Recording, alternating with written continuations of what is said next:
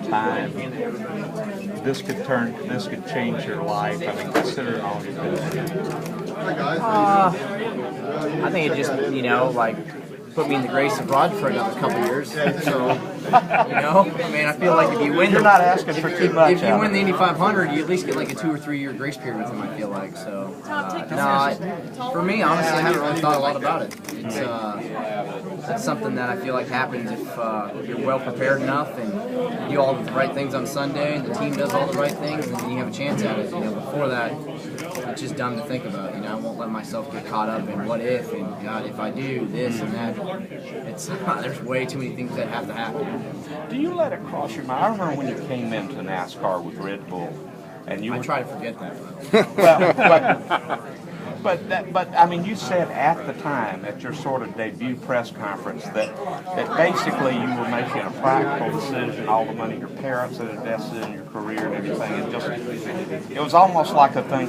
I got to do this as a place to get paid. Now, are you kind of back where you love in the form you love in a way? It wasn't that I was doing this to, I didn't move to NASCAR to get paid. I went there because at this time the split was bad. You didn't know what was going to happen. Right.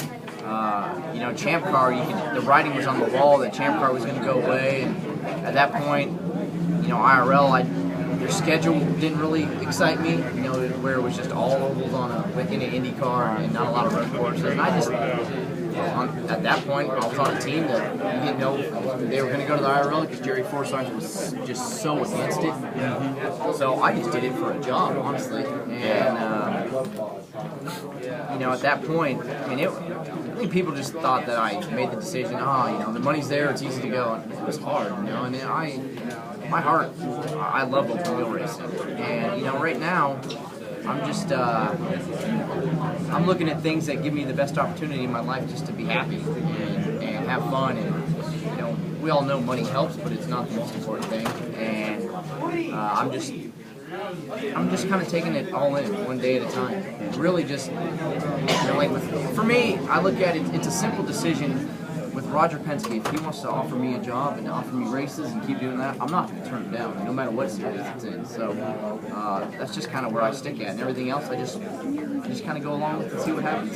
Is there a little bit of feeling in the back of your mind of this is where I set out to be way back, or kind of a sense of belonging, a little bit of, for lack of a better term, sort of back home in the form of racing that you sort of set out to?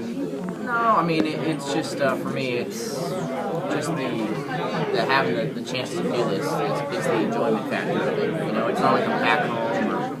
I feel like the reception that I've got here has been great with the fans and, even the other drivers and other teams, crew guys from other teams. I feel like I've been welcomed here, so that's been really nice to have. But, ultimately, is it back home?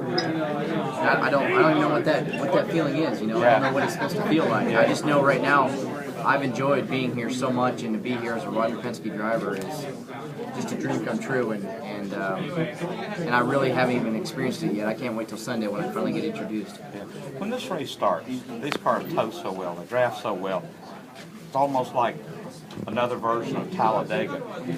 Do you look at this as, okay, this is a little bit of a disadvantage to me because I don't have the experience of this that, say, a Marco Andretti or whoever, or just that crazy swirl kaleidoscope of cars? Is there any way that your NASCAR experience kind of translates just for the craziness and the closeness of the race? I don't think it translates at all. These guys had this race last year and kind of experienced it. For me, it's just flying by the seat of my pants and learning each lap that I go. The start is going to be hectic because that's something that you really can't practice. Yeah. It's, racing, in traffic, we've practiced that for the last week and a half. But the start's going to be a little bit hectic and trying to take that as it comes. But, from there, it's no different than any other Indianapolis 500. You just got to settle in. It's 500 miles. A lot of things can happen.